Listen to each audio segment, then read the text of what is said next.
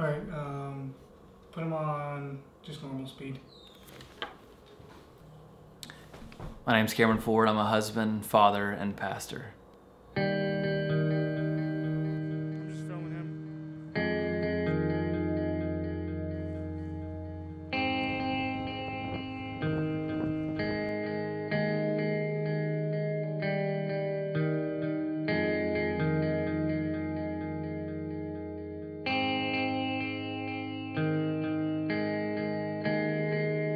I love to ride the bike. There's something about riding the bike that just kind of clears your head. I'm a big thinker and I analyze things a lot, and so when I get on the bike, I try not to think about anything. I go and ride and enjoy the sport of it.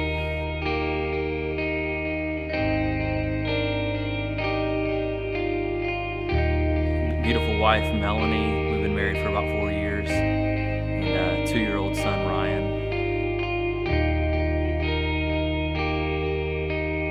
When we got married, we knew that being in Atlanta was a place we wanted to stay.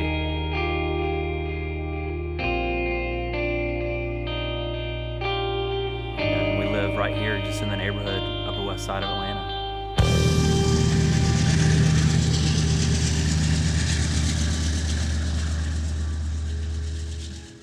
I really found a love for the city, a love for Atlanta.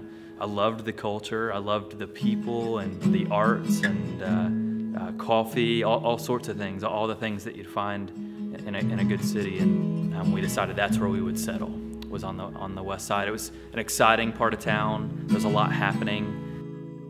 The west side has always been the industrious side of town, where the warehouses are, the tractor trailers, and so a lot of commotion. And just this area alone, or even this church, was kind of built off industry. And that's what drew people to this area. The Chattahoochee River is running right along through the neighborhood. A factory was placed on the river. And so people, Southerners, all sorts of folks began to settle in this community. And that's actually how this church got here. They were working in the mill, living in the neighborhood, and then bringing scrap metal and all sorts of things to actually build this church. And then this was their place of worship.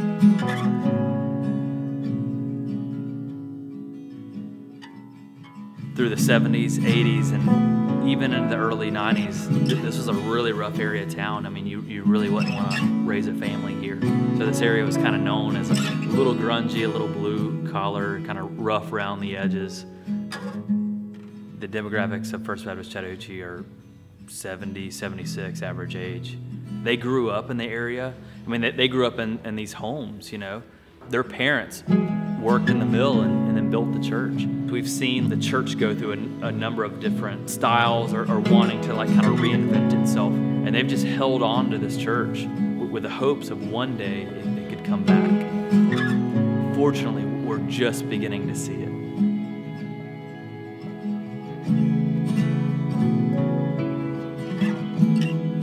So the vision that I would have is to see both young and old come together. If you were to look all around, you would see, and I don't care what city you're in or where you're at in America, you would see old churches and young churches. And so my vision has become, what if we could become a multi-generational church? Because the chasm is way too wide between old and young.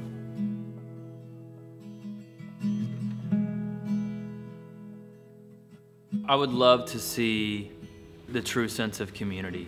Real community is what we see in the book of Acts. It's where we see people living life together and sharing life together, whether that is food or whether it's time, whether it's just the one-on-one, sharing your heart, but it's a real community happening. And I believe it only happens around Jesus. I mean, Jesus is it. Jesus is the one that changes our hearts and really knits us together as people.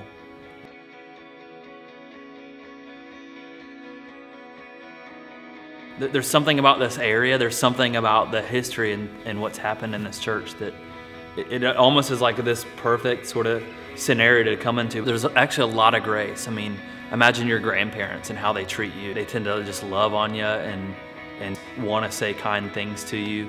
And so I would imagine I get by with a lot more than other churches probably would allow me to do. But it's a sweet communion that happens. It really is a unique thing that happens between me and them. I think they're refreshed by my youth. I think I'm able to bring a unique perspective to them that they've not heard before.